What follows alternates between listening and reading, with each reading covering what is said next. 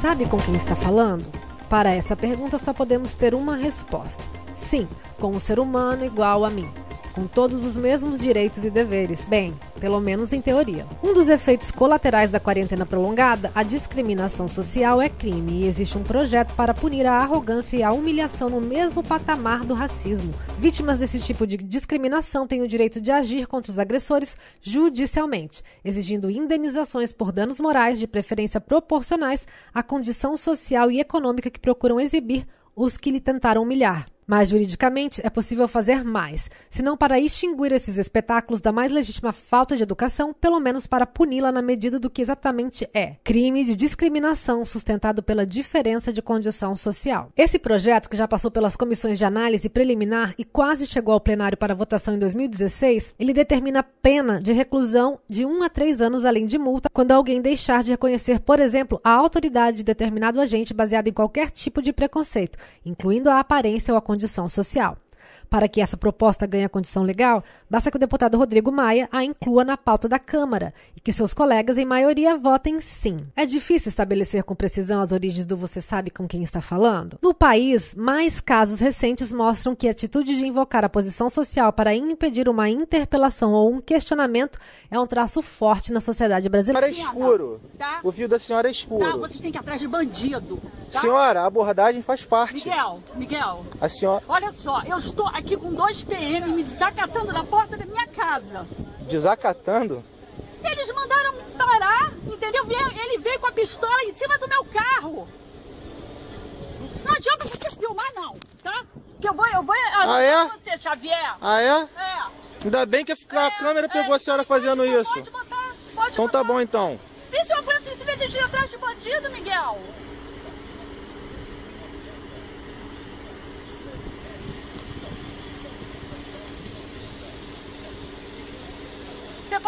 Você pode ligar para o Renato, por favor? Ou então vou ligar para o comandante lá da UPP.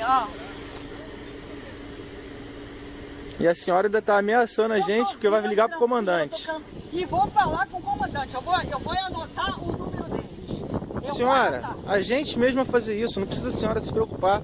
O que a senhora fez aqui vai ficar todo mundo sabendo no batalhão. A supervisão de oficial vai vir aqui.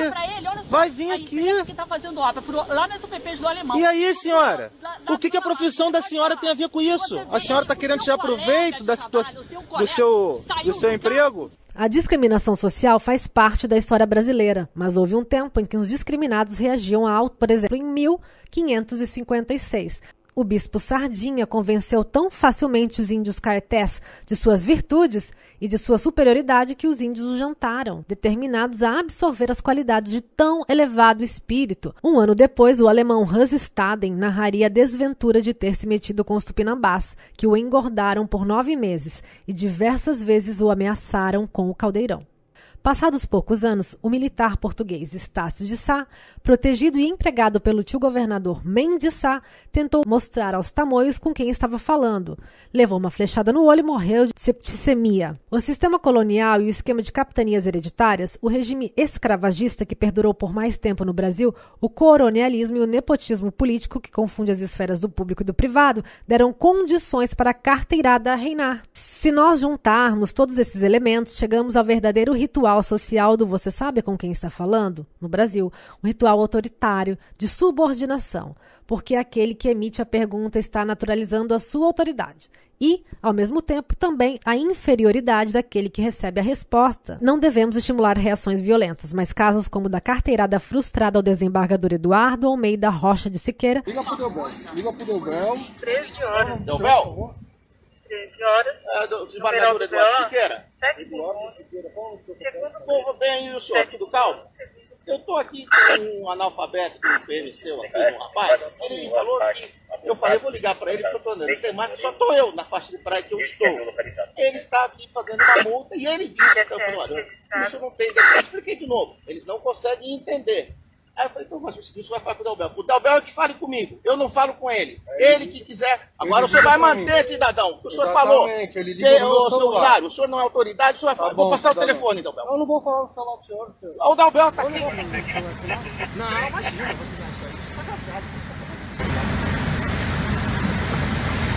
se você jogar em via pública, você vai ser o despejo de acordo. Ah, tá. Não também faz. Eu já não dá, aí passa outro. E do empresário que foi gravado humilhando um policial em Alphaville, na Grande São Paulo. Traz a puta que pariu, vai entrar aqui, tem que trazer. Vai tirar esse lixo da minha casa. Eu quero você pra puta que pariu, meu. Vai pra puta que pariu. Por que eu vou gritar você? Eu tenho 50 caras pra gritar você. Eu não sou mesmo. Sabe por quê? Porque você é um bosta, você é um merda de um PM que é R$1.000 por mês. Eu ganho 300 mil por mês, eu quero que você se foda. Seu lixo do caralho. E do casal carioca que destratou e ofendeu um fiscal da vigilância sanitária podem e devem ser tratados legalmente em termos mais sérios do que ocorre regularmente no Brasil. Porque vocês estão ensandecidos, né? Vai falar com o seu chefe, não? A gente paga você, filho. Cadê sua Triana? Eu quero saber como você mediu as pessoas. Cidadão não, engenheiro civil, formado, melhor do que você. E agora, tudo é gravado e jogado na internet? Antigamente, a pessoa que era intimidada por essa pergunta tinha como reação o silêncio ou a inércia. O fato de podermos gravar esse tipo de manifestação, nada cidadã, nada republicana, é um passo à frente. Ou seja, dessa maneira passamos a questionar esse tipo de pergunta tão utilizada pelos que se acham superiores.